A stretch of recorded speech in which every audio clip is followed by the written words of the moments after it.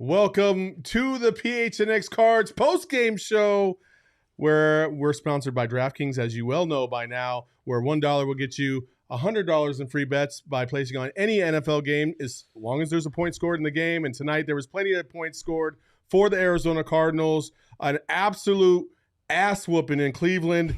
I'm sure it shocked everybody. Yeah, it was the most impressive win of given the circumstances, I put this out on Twitter, of the Michael Bidwell era as team owner and president. Since he took over in 2005, 2006, I can't remember a regular season win that had more adversity.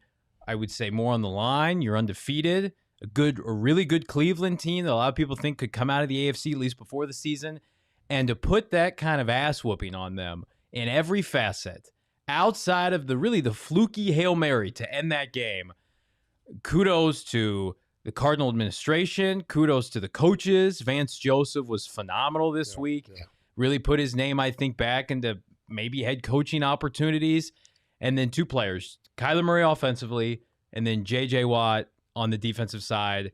I think it was a season-defining win. Well, I should also say that I am Saul Bookman. This is Johnny Venerable, and this is Frank Sanders.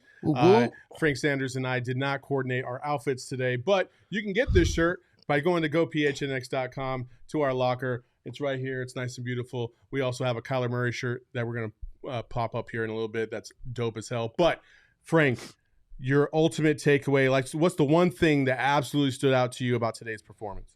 Leadership. In a moment where you are literally in unknown territory. You haven't been here since 1974. Most of these guys on this team was never born at that time, so they don't know much about the St. Louis Cardinals at that time. The Phoenix Cardinals showed up. Now they're the Arizona Cardinals. They are in uncharted territory. The feelings are so stupid that you've never been undefeated. You don't know what that feels like. You don't. Yeah. You started the season with this big target.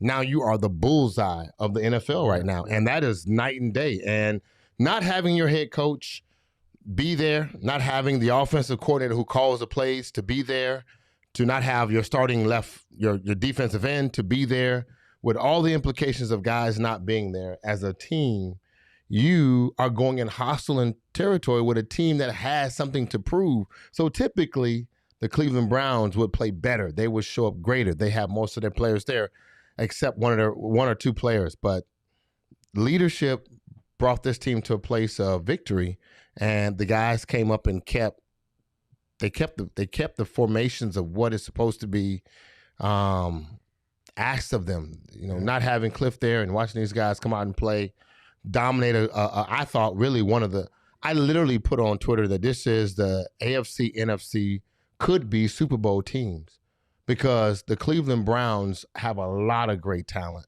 and a lot of things that they do extremely well, but the Cardinals as well. And then at the end of the day, the Cardinals go out and win. So to me, in Week 6, this is the Super Bowl, and the Cardinals just won the Week 6 Super Bowl of the NFL. Thank you. I want confetti on my life right now. All right, let's not pop the champagne quite yet. I'll pop it those seconds. We have a couple beers. We can drink that. Okay, but, my bad. In the meantime, we are expecting Chierstin Susel, who is live from Cleveland. She's probably in the press conference right now, but here somewhere in the middle of the show, we will bring her up as well. Guys, let's start from the beginning of the game. Okay. The Cardinals come out very strong. Yeah. Offensively, they're moving the ball. Mm-hmm. Defensively, they're holding their own. Where was the moment for you, Johnny, where you realized, oh, this isn't just going to be another game where all these excuses come back to bite them in the ass and they're going to fall fall towards expectations because a large portion of the country was expecting the Cardinals to lose this game. Well, I thought that, so shame on me. I'm here to eat all the crow. I was setting that up just for him. Yes, Frank was the only one of Chierstin and I and Frank, our PHNX Cardinals team, to pick the Cardinals to win today in a close win, and I had picked them to lose in a close fashion. When they were up 14-0, I looked over at Saul and I'm like, what the hell is happening? Like, are they suddenly the New England Patriots, like peak New England Patriots, where they just overcome everything every week and jump out to these fast starts and hold on and play 4 quarters of complete football? They have not given me any indication this year so far through 6 weeks, a month and a half, against multiple playoff teams. I think that's what we have to point out. Tennessee, Cleveland, San Francisco, a lot of people thought would be a playoff team, certainly the Rams. It's just like, we'll just take care of business, and we're going to score 30-plus points every week, and our defense is going to be top 5. I just, at this point, you can't pick against them. As far as a specific point in this game, I mean, certainly they're up 20-7, 20-0. Even after the Hail Mary, I think we all felt fine that the Cardinals could still take care of business in the second half. That was such a fluke play. The defense played just ferocious. Their front seven, to me, was the difference in this game. And then, on the offensive side, Kyler Murray, his distribution process, the fact that they were harping all week about there's going to be wind, it's going to affect the passing game, the Cardinals aren't going to be able to move the ball. It's going to be wet. It's gonna be cold. And it's just like, he had a couple of fumbles. I think that was more attributed to his new center, and they're just trying to figure some things out. But, I mean, he threw 4 touchdown passes. He was great. Yeah, and they had multiple opportunities in the red zone where they probably should have had more touchdowns. Is it a sleeping giant right now? And goodness, you think about this game, and I don't want to look too far ahead, but like in a couple of weeks, they're going to have this team, plus you would assume Rodney Hudson will come back, and you get Zach Ertz, and you get Chandler Jones, 3, borderline, if not 3 All-Pros or Pro Bowlers. Right now, today, I mean, it's like, what do we need to do to get the number 1 seed in the NFC? That's the conversation they need to be having, which is just insane. Well, they got to keep pace. Right. They got to keep pace. They got to keep playing well because there's good teams out there that are 1 game behind them. The Rams in their own division. The Packers, I think, are 4-1 or 5-1 now. Yep. Tampa Bay. So they got to keep pace. The Cowboys, So it's not – I think you can always look and say, hey, we always have somebody on our heels. We got to come with our A game every single week. Yeah. I just want to keep this in historical perspective. This is only the 3rd Cardinals team of all time in franchise history to go 6-0 to start a season. 1922, the Chicago Cardinals started off 6-0, finished 8-3. The 1974 St. Louis Cardinals started 6-0, finished 10-4, and now your Arizona Cardinals are at 6-0. Frank, he was talking about the offense. What did you see from Kyler today? Because there was a couple maybe pain points for Kyler, like last week. What the 49ers did was they rushed their ends, but they kept contained, and then that's how they forced a lot of pressure. The Browns tried to do that today, but it didn't work as effectively as San Francisco did. Why not? Because our receivers are that much better than their secondary. And Correct. So you just trust your guys to dominate their secondary. Everyone that, like I said, I went back and watched film. Everyone that had big receivers dominated the Cleveland Browns secondary because they were just that much taller, that much more physical. The Cleveland Browns secondary trust their defensive line to be extremely effective. And everything about their defensive line is to be understood and not taken for granted. They have some of the best defensive linemen on the planet in regards to the NFL. But what we did was neutralize those guys, and they tried to neutralize. They tried to play that cat and mouse game. Yeah, we will stop the run, or we will stop Kyler on the way to the pass rush. But we can't let Kyler get on the outside because he would destroy us. And so that's the cat and mouse game that sometimes when we have a weapon like Kyler, they have to kind of play that game, which San Francisco tried to do and the Rams tried to do, which came out and they failed, which is this same thing that happened this weekend. So Kyler trusts our receivers to be better and greater than their cornerbacks. He didn't panic in those moments where he could still sit in the pocket and not have to feel like they were going to, when they felt like, looked like they was going to blitz and they didn't. And then if there was a bad mistake on the fumble or exchange, he still can pick the ball up and make something happen. That's because when you realize that teams start playing you from the position of fear and not attacking, from what their strengths are, and they start attacking from their weaknesses, because they know once you get outside the pocket, that's their weakness. Yeah. So they try to play this cat and mouse game with the defensive line. And watching the game this week, that's what made Kyler so effective. That's what made our offense so effective, because our line, our receivers are just that much better, and they can't play those games. Marcus Golden, in addition to J.J. Watt. Yeah. Marcus Golden. Why am I forgetting his name? Hicks. Yeah, Hicks. sorry. Jordan Hicks. And I thought Isaiah Simmons. I thought that entire front seven, like we talked about before the show, was just phenomenal today. Yes. They put so much pressure. I said that at least in the first half, and now I will say the entire game, that was their best performance from a pass rushing and a pressure standpoint on the opposing quarterback that we've had all season. I would even include the Tennessee game, because Tennessee was basically just one guy. Yeah. Right. Collectively, this was better. This is 100% better. Well, and you think about Chandler Jones commands so much attention, and they didn't have him today. Watt has put himself, in my opinion, he's playing as good as any defensive lineman in the NFL right now. Correct. It's not going to show up in the box score. He doesn't have the gaudy stats. You just watch a Cardinal game for 4 quarters. He's in on every play. It's what they do is so much predicated on his interior pressure, and that was severely lacking for this Cardinal team last year. I will say additionally, we dogged on him for the better part of 5 weeks to begin the season. You did. Well, come on. Well, I said he's collecting paychecks. We don't know what's happening. I'm with you, and I'm going to let you fly flow, but I said I don't care if he doesn't get a sack this season. Well, that's not who I'm talking about. As long as he is garnishing two guys to pay attention to him, which frees up these other guys. Sometimes when you're the star and they're paying you $20 million, shut up and do your job and get double team and triple team, because that frees everybody else. And that in itself causes, this is when I said we don't banter, but we do have good flow. And I like that, because it says that we're in tune with what's going on. I got on JJ at the beginning of the year. He's been much better. Jordan Phillips came off the IR yesterday. What? And he did? Without Corey Peters. Hey, Phillips sighting. Without Corey Peters today, who had COVID before the game. We're thinking to ourselves, shit, no Zach Allen, no Chandler Jones. You're going to roll with Lecky Fotu, Rashad Lawrence, Michael Dogby. I'm like, oh, no way Jordan Phillips is going to play a lot. Tomorrow he's going to be on a snap count. They don't want him to re-injure what they say is a back injury. Dude plays like the whole game, clogged up the running lanes outside of. I told you there was something behind. I told you. Maybe he just had to get into shape for 6 weeks. I told you there was something. Get him on a treadmill. I have no idea if that's the case. What I will say is the Browns had one legitimate scoring drive. I discredit the Hail Mary. The defensive line, the front seven did their job, and the Cardinal DBs were knocking people out before that. That was a fluke. Outside of that, the Donovan Peoples-Jones touchdown where he ran over Robert Alford and Kareem Hunt had a couple nice runs. That was their only scoring drive in the whole game, in my opinion.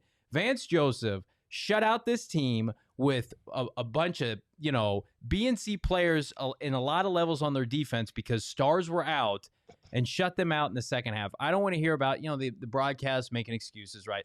Yeah. Baker's hurt, and Nick Chubb's out, and they're missing their tackles. Cardinals didn't have their head coach. They didn't have their play callers offensively. They didn't have Chandler Jones. They're all pro outside linebackers. So the performance that Vance Joseph did today, saying, I'm not only the DC, I'm the interim coach today, and he put his imprint on this game. Like, Vance Joseph, to me, he got so much garbage the first year he was here because they were rebuilding. They didn't have the tools. Last year, all they did was get better from week 1 to week 16. This year, you can make a legitimate argument it's the best defense in the NFL, and I don't think anybody saw that coming. Certainly after today, they will be top 5 in almost every statistical category outside of run defense. And I think the reason they allow that is because it's predicated on teams can't keep up with Kyler Murray and throwing the football. So it's like, we'll give you the run because you can't throw on us. And so I just can't say enough good things about Vance Joseph. I like Classy Nasty up there on our board right now, comment section. Be like water. And Classy Nasty is exactly what happened this weekend. I was like, did you give somebody a nickname? I was like, no, what? that's exactly. I thought Jacob got a new nickname all of a sudden. In the comment section. Sean, we see you at the bottom as well. But check this out. Classy Nasty is absolutely right. Just like your boy Kyler Murray. You got to be like water because the NFL is constantly changing. Yep. Who could have predicted this weekend We could not have there's no way I envision There's what no we way saw. we could have predicted that this coach would get COVID, the general manager get COVID, 4-7 players get COVID. That in itself says that's a drastic change to a 5-0 team who's never been 5-0 like since that. 74. I do like that. Dramatic. It's drastic and dramatic. Well, it's dramatic. It's dramatic. Yes, that's what it felt like. Here's the problem. So many people want to find Dramatic. reason to doubt this Cardinal team from a national perspective. Last week, they were like, well, they played down to a rookie quarterback, and they barely eked out a win against San Francisco. People wanted a reason to doubt this team. And it's just like, after today, it's like, what's left to say? I told you they're going to hate on you, man. I told you. The storyline is that the media do not believe the Cardinals. We're not the darling conversation of the hate-love relationship. We are a bunch of misfits that never been here before. Although we've been here before, although they've gone to the Super Bowl, they played for the NFC Championship, but we're not enough conversation to garnish the attention of all of the national media. And right now, this is what we did today, considering the circumstances, will make a bunch of believers in these Cardinals right now, because statistically, but not only statistically, player-wise, individually, you will know for a fact you can't stop what we're doing, even if we're all not together. Mm-hmm. And that is dramatically a problem. Dramatic. Put that on a T-shirt. Dramatically a problem. Dramatically a problem. Well, you told me I could say it, so now I'm saying it. So it is a problem for a lot of the players and a lot of teams in the NFL right now. And that, again, no one thought we can go into a hostile environment and just beat this team. I thought there was a coin flip chance they could win, like a last-second field goal. But that might have been better than the Rams' performance, given the circumstances. Like absolutely. So it's like on the road, East Coast, time difference, no cold weather, outside, COVID running rampant through your franchise. Can't stop the run. Still found a way to blow this team out. Right. There was never a point in this game where you felt like, even though the Hail Mary might have been as close as it came, there was never a really big point where you felt like the momentum was completely gone. Right. And more importantly, that the team was ever rattled by anything that was going on. I think Kyler was sitting on the sideline like, this bullshit, really? Yeah. Like, they really just got a Hail Mary? Like I was hoping I wouldn't have to play and the they just moved quarter. on. That's just what they do, you know? Yeah. So here's another question for you, Johnny. How much money did you put on this game? None, because I'm a big-time fraud, and I'm a big-time fraud. And I didn't believe that the Cardinals were going to win. So no DraftKings love at all, I can't for the life of me bet against the Cardinals. But I do use the DraftKings Sportsbook app, and I do use the promo code PHNX when I do bet. You know who doesn't use the DraftKings Sportsbook app? I do. I assume? Mm-hmm. Probably Mark Sanchez, because I definitely don't think he does. No. That's for cool people, and I'm not a fan of Sanchez right now. He's the worst. He found every excuse in the book to try and dog the Cardinals. Same with last week. It was same thing as I'm just not a fan. Anyway, what about you, Frank? You still learning this whole DraftKings thing? Eh? I am a former NFL guy who was not taught how to bet. We were told not to bet. If we got caught betting, it would be a problem. So, but I'm in love with where we are right now, because it adds so much. It adds a different type of mentality to the game and a different type of fan to the game. Yeah. So I appreciate that. And the over-under mentality right now, and also the point spread mentality. I'm learning it. I'm on it. JV's teaching me. Saul's educating me as well. And so therefore, as I figured out, you guys could also pay attention to what we're doing here at PHNX. Well, I got one other thing for you, Frank. This week, actually here this upcoming week, Johnny and our guy Shane have been working on a series. A series of like 101s, like how to gamble, how to bet, how to have fun when you're doing it, stuff like that you can check out. Yeah. That you can check out on our website for sure, because playing on the DraftKings Sportsbook app is fantastic. It's fun. So download the DraftKings Sportsbook app now. Use promo code PHNX and bet just $5 on any NFL team to win their game, and win $200 in free bets. If they win, you win. And promo code PHNX this week's at DraftKings Sportsbook, an official sports betting partner of the NFL. 21 and over, Arizona only. Gambling problem? Call 1-800-NEXT-STEP. New customers only. Eligibility restrictions apply. See DraftKings.com/sportsbook for details. Fellas, we have to get to the next little segment. Chierstin is at the podium right now, or she's not at the podium. That would be really cool. She's She's listening to Christian Kirk And then soon after that, it'll be Vance Joseph, and then she'll be joining us here shortly. But hey, Johnny, you solicited for tomorrow's headlines, so we might as well go ahead and get to tomorrow's headlines. Yes. What are we going to look at? What did people predict was going to happen from this game moving forward? Let's go with the first one right up here. COVID-19, Cardinals 17. Somebody predicted a loss, and my man, I can't see who that is that said that, but shout out to whoever that was in the Twitterverse that said that. I got over 20 responses, and there were a ton of great ones, so I appreciate the engagement on the Twitter.com. People are really into it because I feel like outside of COVID-19 right there, that the Cardinals are going to come out victorious. This has been one of the most, I mean, it happens when you're 5-0, now 6-0. One of the most positive engagements that I've had on social media with Cardinal fans. There's that renewed optimism and enthusiasm that has just not been there. So it's great to see. What else we got, Jacob? Sooner red leaves sooner dead. Kyler beats Baker 35-28. I like that. I do. I like that. I think the common theme was a lot of people thought the Browns were going to score a lot of points. Yeah, I mean, people thought it would be a shootout. Based off of last week's performance against the Chargers, I mean, understandably so. What was your thoughts on Baker real quick before we go to the next one? I think he's injured. I don't think he was as crisp as and I don't know, I'm just going to assume because I've never had, a partial tear in the pec area or whatever. But every time he would gun up to throw and he would expose his chest and kind of pull. I wonder if it's a really, really aggravating injury to the point where, he can't put enough on it, because as soon as he gets to a point, it's almost like a shock or something like that. You almost forget that you're injured. And then boom, there it is. You're like, oh, and that's kind of what it looked like when he sailed that one right into the arms of Robert Alford. Yeah. So, that's kind of, I'm not putting too much stock into Baker's performance. The thing I really liked to see was how the defense was able to overcome some of their own deficiencies and put a lot of pressure on him. Hey, and credit to Baker. He got out of a lot of those sacks. JJ could have had 4 or 5 sacks today. Yeah. He got away from a couple. So, hey, shout out to him. I thought he played well considering the circumstances, but not even close to good enough to beat this team. No. All right, last one. You caught Jacob off guard. I'm sorry. The coachless Cardinals moved to 6-0. Yes. Very accurate, very appropriate, because that was, in fact, they did have some coaches. We don't act like it was just Kyler and JJ coaching each side of the ball, but at certain times it felt like that today. Well, hey, Akash Trivedi in the chat says Marcus Golden, the unsung hero of today's game. What a beast. Hey, Marcus Golden did his very best to replace Chandler Jones on the edge, and he had a phenomenal game. The thing I loved the most about Marcus Golden today, Frank, was that he never gave up. Even if he missed the sack, he came back and tried to get the sack again. Or even if he missed the running back, he continued with the play. And a couple times he caught the running back from behind or another player from behind, because he just didn't give up. And that's the kind of effort that you want. And that's the one thing about this defense, is that they do swarm.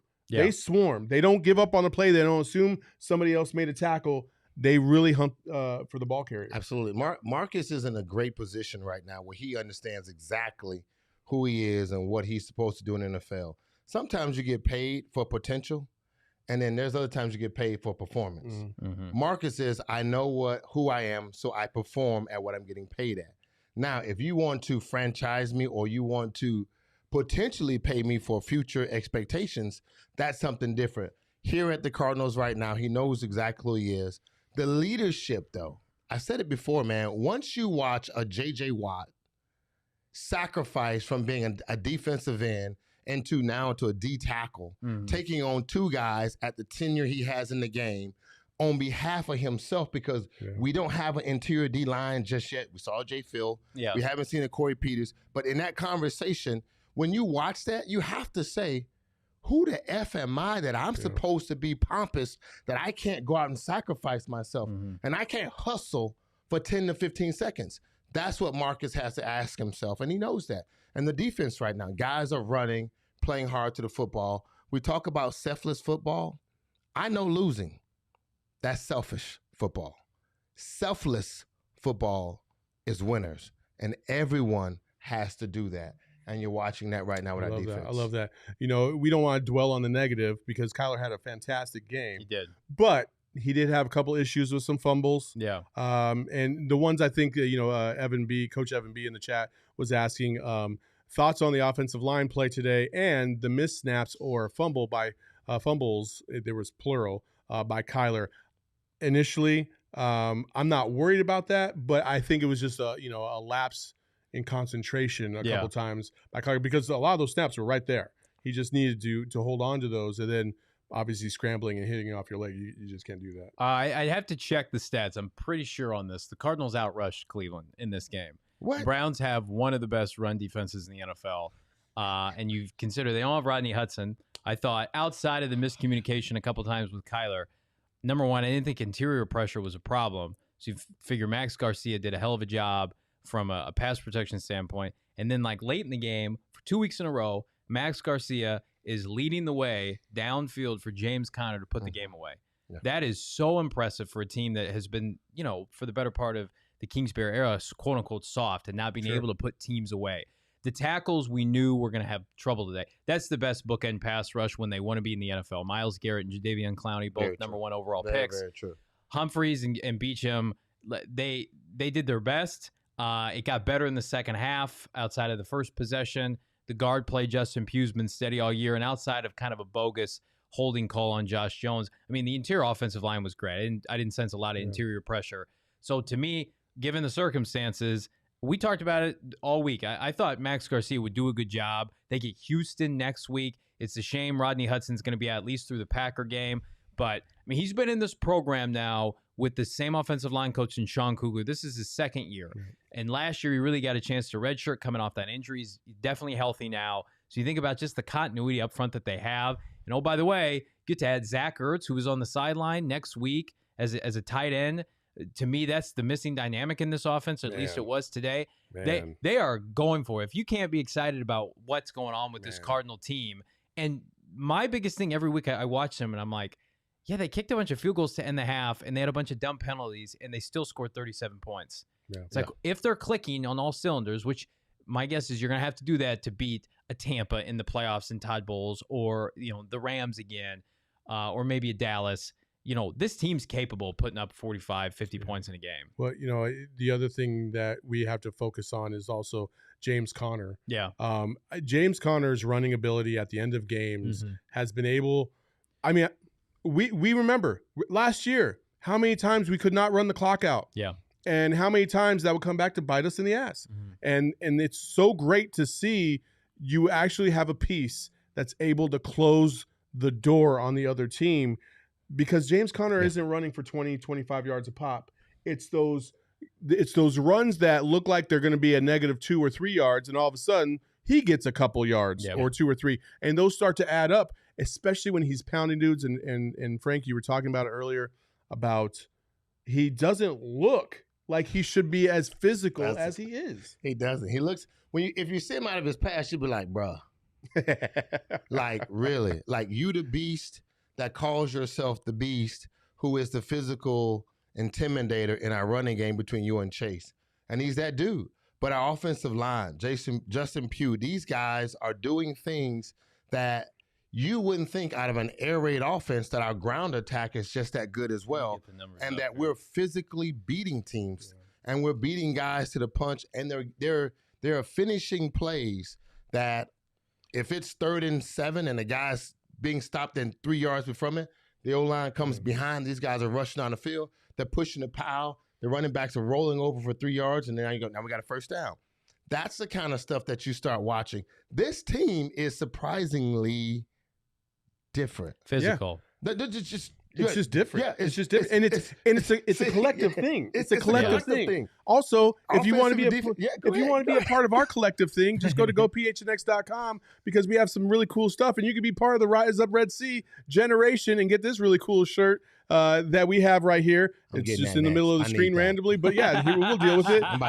It's a dope ass shirt, Rise Up Red Sea shirt, and for members right now, we got a special deal running through Tuesday that if you buy this shirt, or if you buy the shirt that Frank and I are wearing right now, which is really dope, and we have it right here as you can see, the other shirt will be 50% off. So you can get basically 2 for the price Hell of yeah. 1.5. There you Yeah. go. That makes sense, right? So go phnx.com, become a member, join us for a year, see if you like it, and then stick with us forever because you're going to love it. Being part of our community is where it's at. You'll never leave. It's only going to get bigger and better, just like the Cardinals in this game. As we look forward, we have Houston coming up next week, and then after that, the big one on Thursday night against Green Bay. We won't get ahead of ourselves on this one, but your final kind of takeaways when you're thinking about what this means in totality for this Cardinals franchise right now. That they're stacking wins en route to a special season. They had 8 wins last year, and it's mid-October, and they are 2 off of that, which is unbelievable. There's a long way to go. It's a 17-game season, but they've already made their imprint in the division. They're 2-0 against the best two teams in the division left standing. I think Seattle's going to fall apart. And then just the fact that they can win, and we say it every week, they find new ways to win. They can win with special teams. Matt Prater, 3 for 3 today. They outrushed Cleveland today, 140-plus yards on the ground. Cleveland was under 100. And then Kyler Murray can just have an MVP kind of performance and put together 4 or 5 touchdowns in a singular game. To me, it just – they have built, and I put this out on GoPHNX.com in an article last week, Steve Keim has built really the ideal 53-man roster to maximize Kyler Murray's rookie contract. And it's the pop year. It's coming to fruition. Year 3, this is the 3rd year of a rebuild. It should be the culmination process of a rebuild. And the fact that we all felt like, fringe playoff team, maybe we should have seen this coming.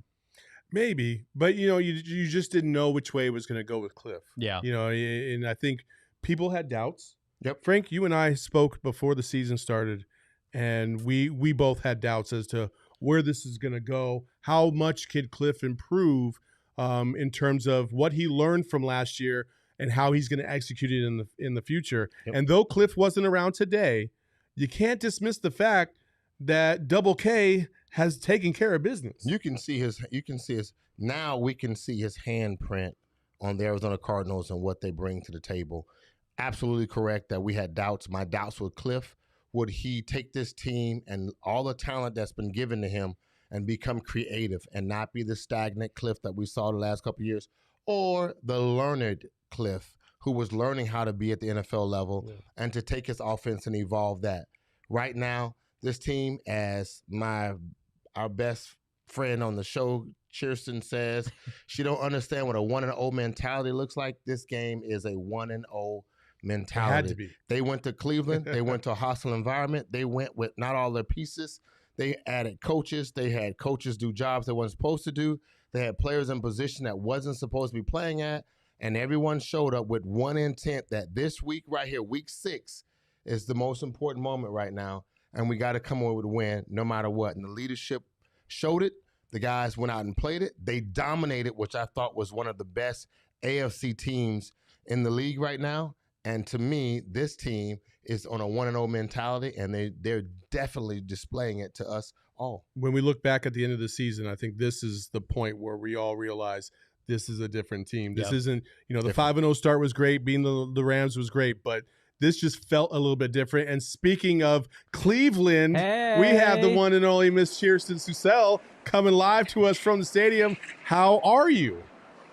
Guys, I'm living the dream out here. This is fantastic. What a win. I don't know if we can tell if you're serious or if you're like, if you're not serious. The sarcasm, is it cold? Do you see this smile? All 42 of them. But it looks so cold. No, I've dressed appropriately, so I feel great. Awesome. Well, hey, you went to the postgame presser. Obviously, you got a different experience being there live in the stadium. Tell us about your overall thoughts from Vance Joseph and Christian Kirk, I believe is who else you listen to. Yeah, I talked to a couple of guys, and the one big takeaway from this game, obviously it was one filled with adversity, and we're all sitting here impressed with what the Cardinals were able to do with so many missing pieces, including their head coach. But Vance Joseph made a comment that I thought was really telling. So Whipple and Kubler shared play calling duty. So Whipple was the one that was actually communicating the plays, but they were pretty much talking through every play. And Vance said it was just as though Cliff Kingsbury was calling the plays. It didn't feel any different. So hats off to Cliff and what he was able to do, from a distance and instilling the game plan earlier in the week. And then hats off to, everybody that was able to still execute the game plan the way that it was supposed to be executed. But, talking to the guys, at no point in the week, according to them, did they ever get discouraged, even up until, as early as this morning when Corey Peters, another man going down. Marcus Golden actually said that all it did was motivate them. So another thing would happen this week, more motivation. Another thing would happen this week, more motivation. And that's a team that has one collective goal in mind and a locker room with great leaders and great leaders leading this team as well. Was there ever a question asked? Because I got a sense that there's a fear that might preside over an individual thinking, man, I hope I didn't prepare this whole week for this game for me to pop positive for COVID. Anybody ask a question like that about the uncertainty about even being available to play themselves? Yeah, not today after the game, but it's been asked throughout the week. And, that's certainly a concern with players. It's been said that, it's unfortunate because, everybody's vaccinated on the team. And at the same time, it doesn't matter, they have a ton of protocols in place. At the same time, it's like you never know when you might pop a positive test, even if you're feeling great. So they didn't say it post-game, but it's been communicated throughout the week. And that is definitely a concern. I mean, obviously, nobody wants to work hard all week and then be told that they can't play because they have a positive test.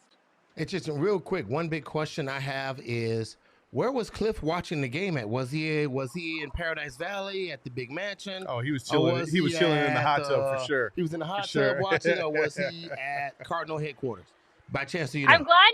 I'm glad you guys think that I have enough inside info to know whether or not he was in his hot tub or not. He was at home, I can tell you that much. And I asked the team if they were able to FaceTime him in the locker room after the game. The answer is yes. Somebody FaceTimed him, held up the phone. He had a huge smile on his face, so he was able to celebrate with the team in the locker room virtually after the game. And everybody gets a game ball after this one, including Cliff, I'm told. That's what's awesome. Excellent. Chierstin, we watched it for the second consecutive week, the performance of J.J. Watt.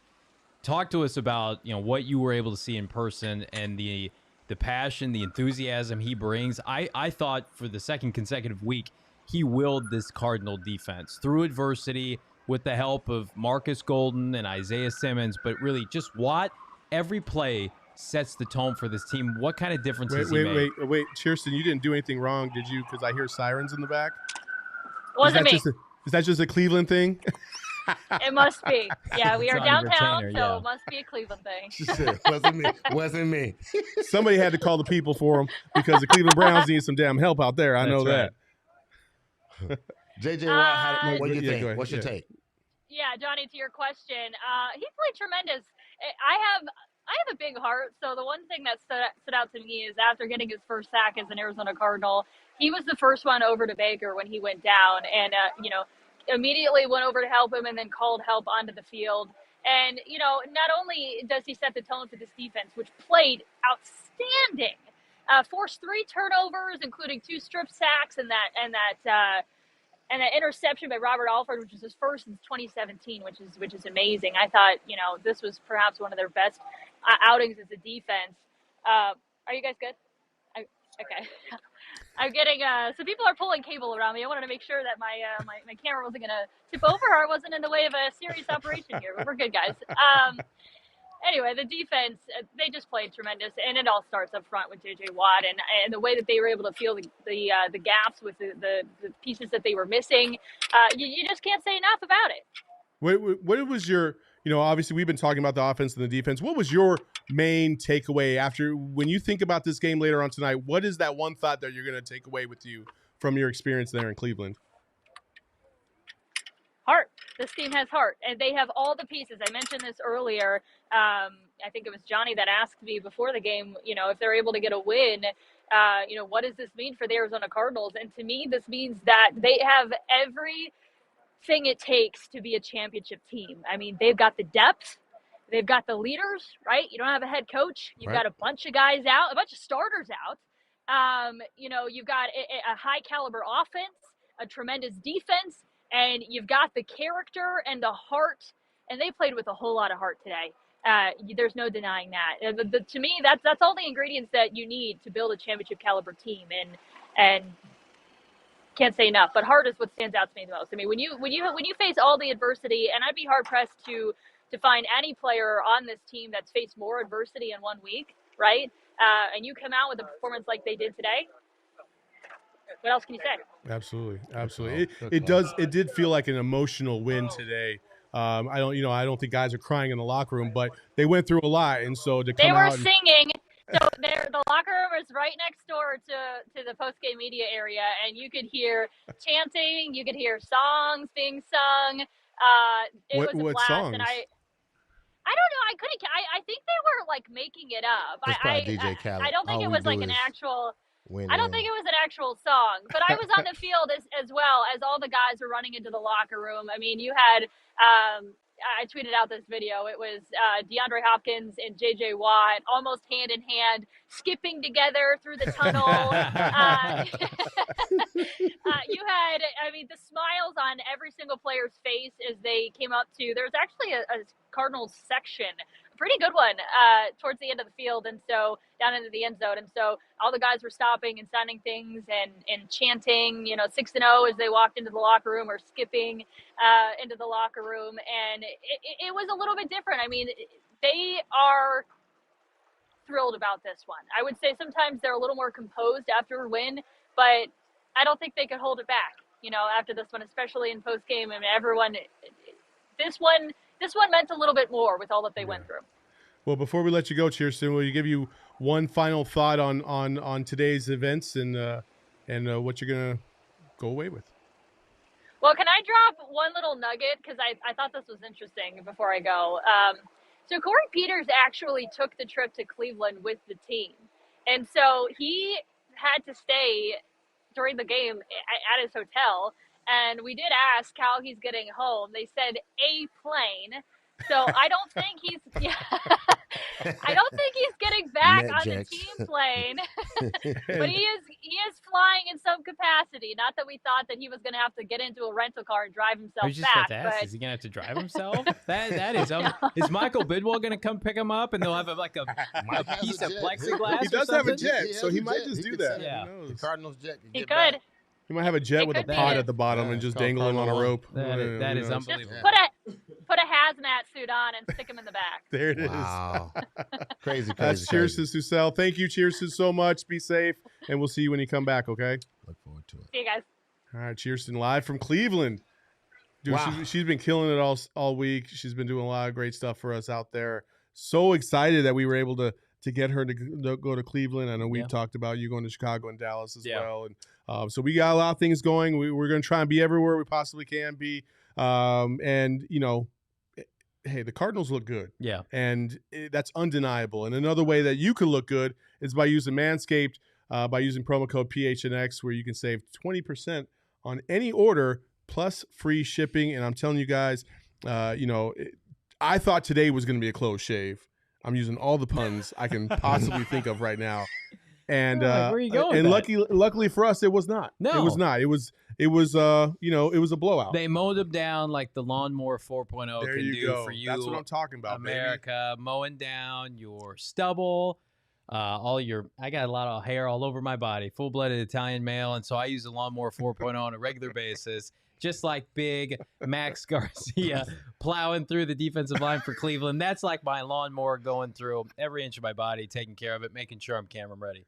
Yes, Burgang Travel Club, by the way, is we are partners with them. Burgang Travel Club is in the house now. So, hey, you got to go check them out. They're on Instagram. We'll have more information to come on our shows this week, but Burgang Travel Club in the house officially as of this week. And we're so glad to have them on doing stuff with us.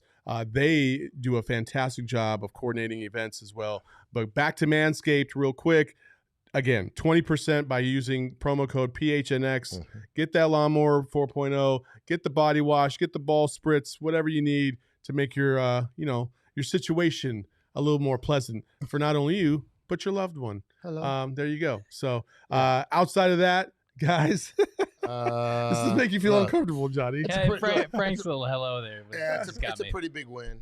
I've been on a lot of losing teams, man, with the Cardinals. I was here 8 years, and I've never seen nothing look like this.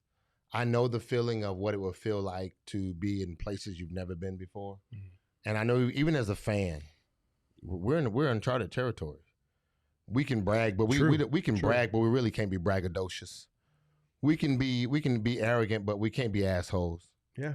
Like real talk. I mean, that's just the truth. So look. And can I just speak to that real quick? Go right ahead, bro. You lose Patrick Peterson, right? And you lose Larry Fitzgerald, and people were lamenting the lack of leadership on this roster. And if anything, and this is not a knock on those guys, but I think that was grossly overplayed.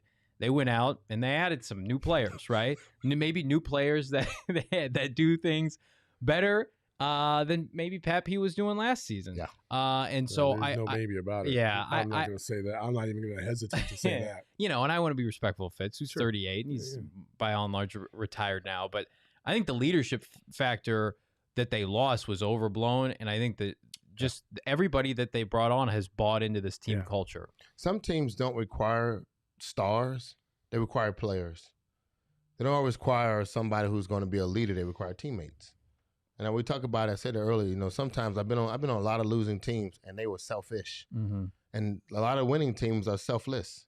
And this situation right here seems that way. And it's a good thing to catch maturation with youth, to catch that genie in a bottle or that lightning in a bottle right now. We're in that position. We got a young coach who can be in a very sped up, maturing way. Yeah. You know, and we got some other coaches that help that philosophy become wisdom to what can be a philosophy or an actual formula for winning in the NFL. And right now, I mean, again, we dealt with Steve for how long? How long Steve's been the general manager? Since 2013. So we're looking at 8 years? Yeah. And there is a maturation process that requires that moment. And he got a ton of first-round draft picks that might not have been everything we wanted, but we've got a couple of pieces of some first-round draft picks that's gelling and looking good. And I like where we are right now. Like he's maturing and teetering to that level where he can look at a team, or we're putting together a team that is catching lightning in the bottle, and it's a great opportunity for the Arizona the Cardinals. Development of some of these other players, the ones that people maybe thought, okay, I don't know where they're going with this. You know, I think people questioned the Isaiah Simmons pick even last year because he wasn't playing a lot. Yep. Kind of the same way people are kind of questioning Zaven Collins. But then you see Isaiah Simmons this year, and you're like, oh, there it is. And I think there's been situations where Keim has hit on guys like that. Mm-hmm. Yes. And other situations where they didn't hit. But in the grand scheme of things, every miss led to another road, and every hit led to another situation where you can build on what you are doing. And I think that's where this Cardinals team is at right now. They have the perfect blend of youth, experience, and it's all coming together at the same time. And you can kind of see the road ahead. To Frank's point, we've never been here before. The closest we've been to this was maybe 2015 when they were really good, but just one game behind the Panthers. Yeah. And that ended up costing them. But really the Super Bowl run. Yeah. That's the only thing I can really equate to where we are right now as a fan base in terms of seeing excellence unfold right before you. Well, it's a credit to Cliff and Keim for knowing what they want and attacking it aggressively this offseason. Like the Suns. You're right, Westville. That you think about what they did in like the second and third tier free agency, and they signed AJ Green, and people are like, that's a horrific move. No, he fits with what we do. And everybody's like, take Najee Harris, including myself. No, we're going to add James Conner for the vet minimum, right? And we're going to go out and we're going to take an undersized Rondell Moore in the second round, and we're going to use him effectively because we know how we want to use him. And everybody right now clearly understands their role on this team and is holding each other accountable. There's not a misconception, or there's not confusion about what everybody needs to take care of. And then when you combine that mindset with the stars that they have, the Hopkins of the world, of course, Kyler and Buddha, and now J.J. Watt. I mean, it's the perfect recipe for this kind of success. When you can, I mean, A.J. Green and James Conner were Pro Bowlers in the AFC East not too long ago, and the Cardinals are like, come be a part of what we're building. And these guys are like, we'll take 1-year contracts, we'll take close to the vet minimum, we'll prove the league wrong, and their key ingredients to this team's 6-0 start. And you saw in the fourth quarter, Green scores a touchdown, and then they're just plowing through people with James Conner. That's what great teams do. It's not about spending all the money, and it's not about having, infinite first rounders, which is nice. It's not realistic. It's about how can you maximize your 53-man roster with the perfect combination. I mean, if I had to ask you right now, like, there's a hole in this team, where's it at? What would you say? Defensive line. And that's improving every week. You would make an argument. It used to be a glaring need, right? And now it's starting to slowly become not so much of a glaring need. Now, let's be fair. The premier running backs that they could have faced in the last 2 games, they did not have to face. Mm-hmm. So Nick Chubb being out was a big deal. Most didn't play last week. I mean? So we got to kind of temper it with that. So we'll see what happens here in the weeks ahead. Because they got some dudes like Aaron Jones for the Green Bay Packers coming down. So we'll see. But I do love that. The defensive line, it's whatever because you do have the king of the game on that defensive line. Yeah. And that is one Mr. J.J. Watt, 5 tackles, 1 sack, 1 forced fumble, 1 pass defense. And that 1 pass defense was a clutch one. Double teamed, 2-handed banger. Swatted it like vintage JJ SWAT. He was amazing today. That entire defensive line was amazing today. I hope they keep it going. I still feel like they need one beefy run stopper up in that front line to kind of alleviate a little bit more pressure off of JJ because I don't want him to fatigue and get too tired by the time we hit the playoffs. If we're the number 1 seed, I'm not worried about it. But there's a lot to be determined here in the next 11 weeks. It's gotten to the point where just like we as Cardinal fans are conditioned to look ahead to the draft because that's how the season unfolds typically. It's gotten to the point where so they have a 4th or a 5th next year because of Marco Wilson and now Zach Ertz, who will be active next week. It's like, do you ship out your 3rd-round pick for next year to get another impact player to help you win a Super Bowl? I think, hell yes, you do. You have that mindset right now. If you're Steve Keim, there's the right deal to be made, and you can ship out a 3rd-round pick that now looks like could be like pick 100. And he's done well in the 3rd round. I think there's an appetite for just get better any possible chance. Fletcher Cox. Look, Fletcher Cox. If Corey Peters doesn't, get tested, then we have him and Phillips for the first time pretty much. Yeah, all season. Right. So I mean, that would be, and JJ wouldn't have had to play that position. JJ's playing defensive tackle where 2 defensive tackles should be there. I agree with you 100% that I hope that he doesn't get burnt out because he's having to do so much in between. Either he's playing D tackle and DN sometimes. I'm thinking they're hoping and believing that Phillips and Peters are going to make a difference so that JJ can kind of rotate out. Yeah. And then him and Chandler can rotate out and save these guys for the longevity of the season and protect these guys for the longevity of the season. I like where we are. I don't think that we have a bunch missing. Of course, it wouldn't hurt to go grab a defensive nose guard or tackle that we feel like we can bring in that will bring some more, that will be additive to the punch. But where we are and what I'm watching, play calling, schematically game planning versus teams and how we are attacking them, there's nothing missing. And when we get Ertz on our team and he needs to, it's like, let me tell you something. He's so good. He doesn't have to practice. They could say, hey, JJ, hey, Ertz, hey, to the left, run a post. He's that good. He'll beat his man. Run a seam. Red 80. Check. Hey. 11, 12. You got to bang. It's the deepest offense in the NFL. All he needs to know is just terms of routes because he's so good. He knows what to do, and Kyler can make that work. I like 100% where we are consistently across the board. And every team right now, I know for a fact, fears the Arizona Cardinals. Correct. They fear them because they have no answers for what they have to stop. They can't stop any one of our receivers. They can't stop our running game because our running game consists of our quarterback. Our O-line is a gumbo pot of guys who are really not all our starters, and not having a big guy Hudson there. That's another thing. Our D-line, we don't even have all our defensive players there. That we are a threat for every team in the NFL. The only problem that we have right now is that we can't be arrogant and we can't be a-holes in what we bring to the table. They just have never been here before. Right? And that's the part. We have to continually be hungry. But because of what happened last year, I'm going to go back to this over and over again. They were 6-3. It was right there for the taking, and they absolutely shit the bed I don't see that happening again with this team. They might have a hiccup or two. Granted, Which is granted. everybody has a Sure. bad game, Yeah. sure. But I just don't see it with this team in terms of a prolonged period of time of multiple losses and bad performances. And that's what keeps you going. That's what keeps the momentum going. And it's great to see. When is our bye week? Week 9? November, I think, like week of Thanksgiving. That far? Mhm. We got almost another I'm month. going to tell you right now, though. before that There's time. no disrespect to the Houston Sheesh. Texans. But next week, I would be more Sheesh. keen on rotating some players. And I know J.J. Watt's going to be. And, J.J. Watt is coming for that. and next. DeAndre Hopkins. They want Yeah. all the They want all Wow. the money. And it's the NFL. You can't take weeks off. But you look at that game, and then you got a quick turnaround game against Green Bay. Like, how can you maximize the bodies that you do have and not overexert yourself next Sunday?